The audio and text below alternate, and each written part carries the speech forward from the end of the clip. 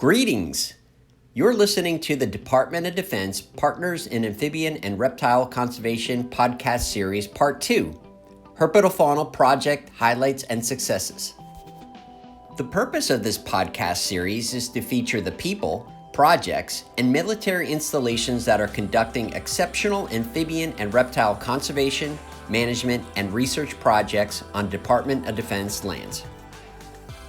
In this episode, Jeremy Preston, Endangered Species Biologist at Eglin Air Force Base, interviews Vivian Porter, Project Coordinator from the Texas A&M Natural Resource Institute, about the Gopher Tortoise Recovery Program at Eglin Air Force Base.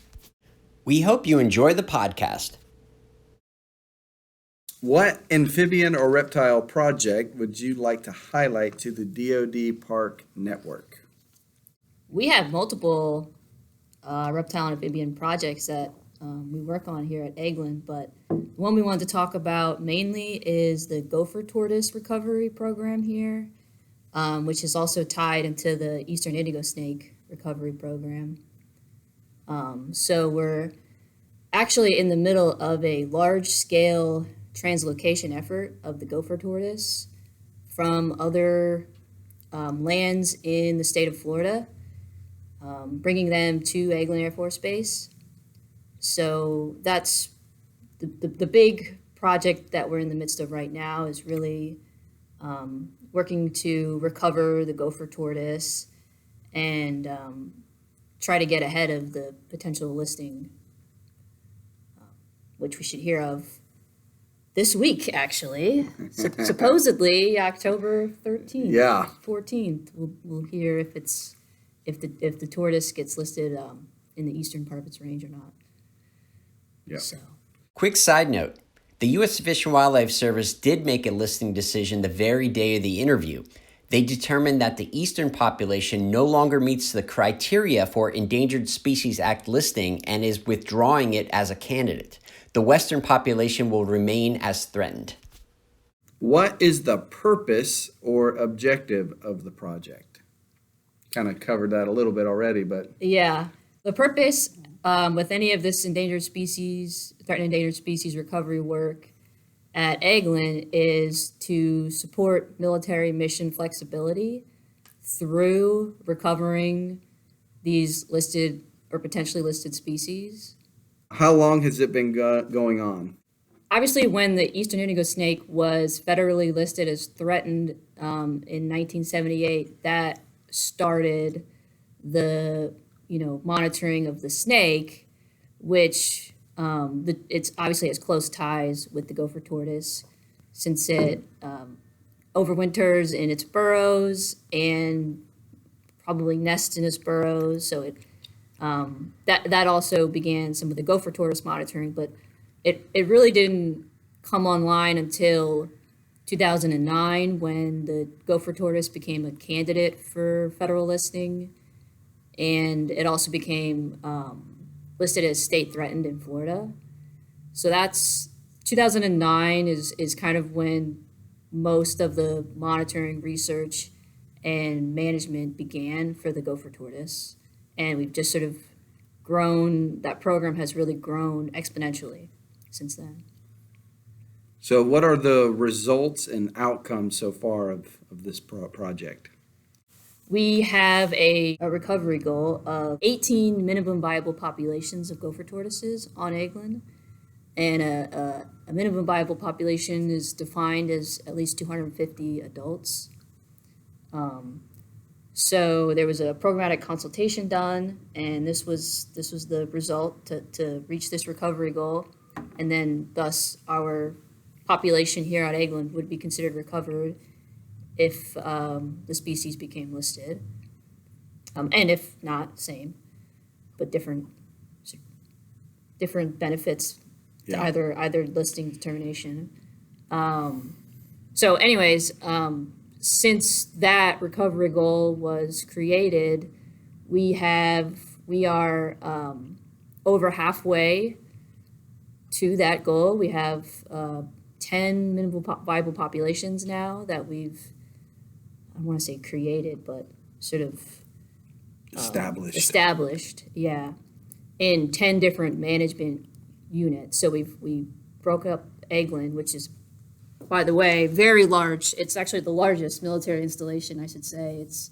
It's 464,000 acres, and about half of that or so is high quality gopher tortoise habitat. So we've done a lot of habitat modeling and that kind of thing for the gopher tortoise, and broken up Eglin into these different gopher tortoise management units. So we have been able to establish 10 viable populations in these different units, which has been obviously huge towards the recovery goal for the species, Yeah. and for the recovery goal of the eastern indigo snake as well. How does this project support the mission, military readiness on the installation? For example, does this project help to delist or reverse declines for the species in a proactive fashion? Or does it provide training opportunities not available otherwise? Yes, it certainly does proactively help to preclude listing, hopefully, of the gopher tortoise. That was sort of the whole driver of this program. Some ways that we do that is obviously through the translocation efforts of bringing in tortoises from outside of Eglin. Sort of long story short there, our native populations prior to doing that were very small and isolated and scattered, and none of them were viable prior to translocation. So a lot of research was done to basically show that those populations were never going to become viable, and we were never going to reach recovery without some kind of without more adults on the landscape, period, just given the biology of the gopher tortoise. So yeah, obviously bringing in thousands of animals has been helping that, and because it's reaching the recovery goal again, which is to reduce mission flexibility, or enhance mission flexibility through recovering, excuse me. And another part of the program is in areas where there are potential gopher tortoises, and any kind of mission activity could harm them or endanger them. We do tortoise surveys and try to work with the agency and make sure that the tortoise is protected, or if we need to go in and relocate it, we have an area on Eglin set aside just for our quote-unquote native tortoises here. And these are all areas that are typically outside of the core conservation management area, so that is not maintained with prescribed fire and things like that. Are there other stakeholders or benefits beyond the military lands this was conducted on? Yes. Well, so the other landowners in the state of Florida that have gopher tortoises on them, that we are receiving, obviously benefits them. And I would say,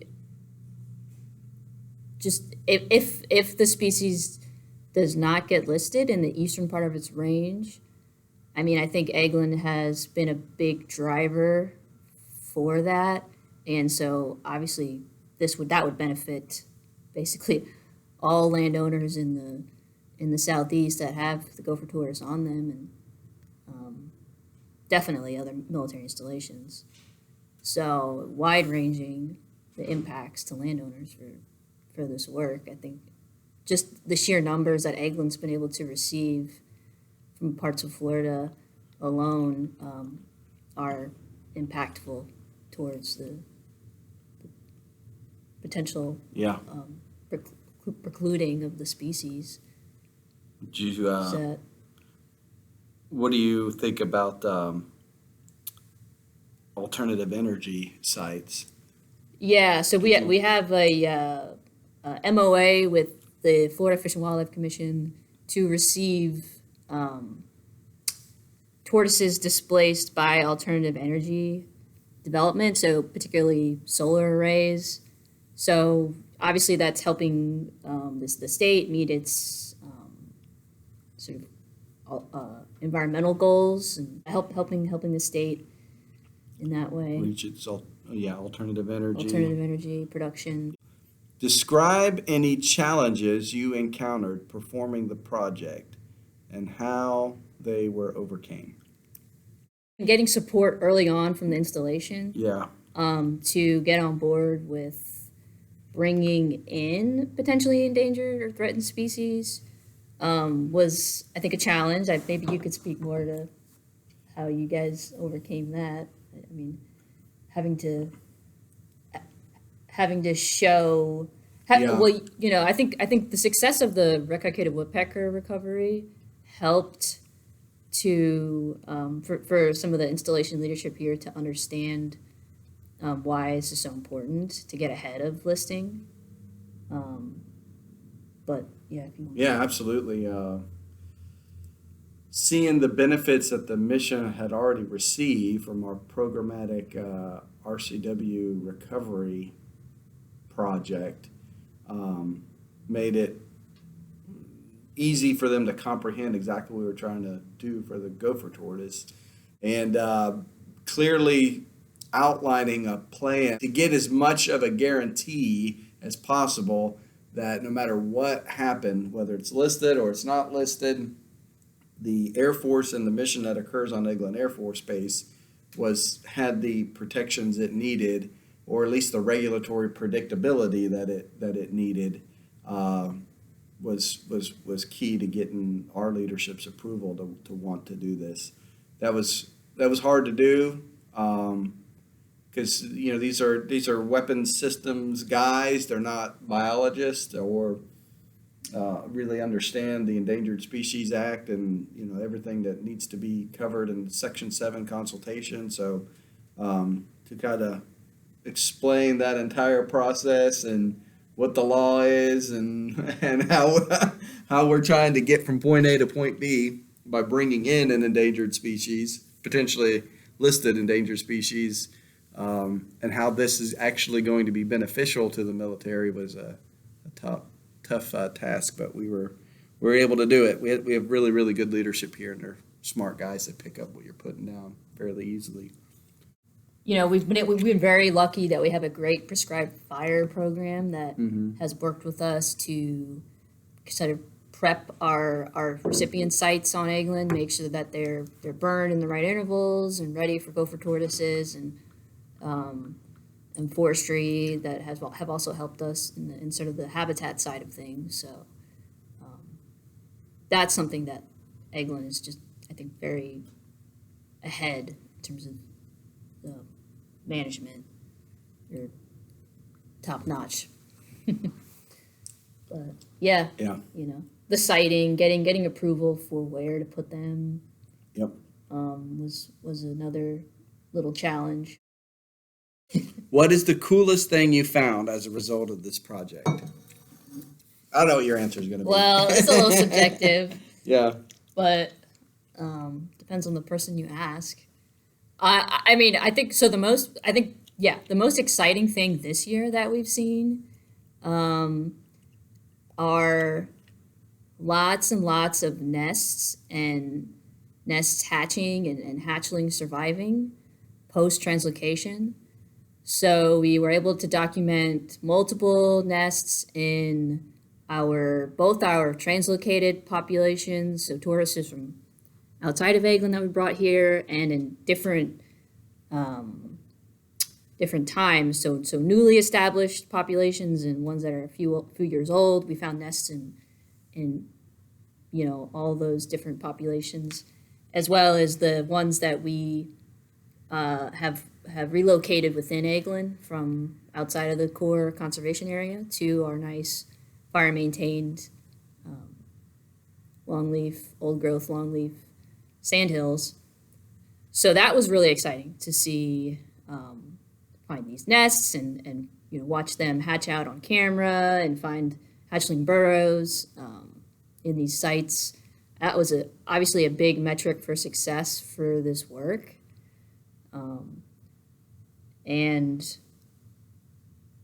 I would say another really cool aspect of working with the Gopher Tortoise are the commensal benefits. So Eglin is a unique place. There's a lot of really amazing herps here, and we've seen large benefits for gopher frogs here. We've been able to strategically place our tortoise recipient sites near gopher frog breeding wetlands, and it's incredible how fast the frogs find these burrows. And we've also documented new populations of frogs that we didn't even know we had through scoping of burrows and things, and so that's led to more management for their breeding habitat and uplands, and so I think we've done wonders for that species in particular, trying to reduce its migration to and from the breeding wetland, which I think is a huge cause of mortality in that species. And there's been many commensal really cool things, but we've been able to detect southern hognose snakes in sites that we didn't really know we had them in, and that's a hard to detect species. Just from having our, when we relocate tortoises, we make a temporary enclosure at a sill fence, and just from monitoring that, we've seen many species of snakes. We actually published a paper, TMU put out a paper last year about some of the snake species we've seen there. So yeah, cool things like that, like just kind of added benefits of doing this work. And I think that obviously this is a big driver for eastern indigo snake recovery here. I don't know if you want to talk anything about that, but yeah, so I think the benefits to commensals are just going to be compounded. Huge. Just going forward are going to make a big difference for those species. And I know species like the gopher frog is being reviewed right now by the Fish and Wildlife Service, so who knows about that species, but yeah, it's all really cool. I mean, it's all really cool stuff. Yeah. That was our last question. Thank you. See ya. Bye. Bye. Thank you for listening to the DoD PARC podcast. We hope you enjoyed learning about the exceptional work Eglin Air Force Base is doing to recover the gopher tortoise.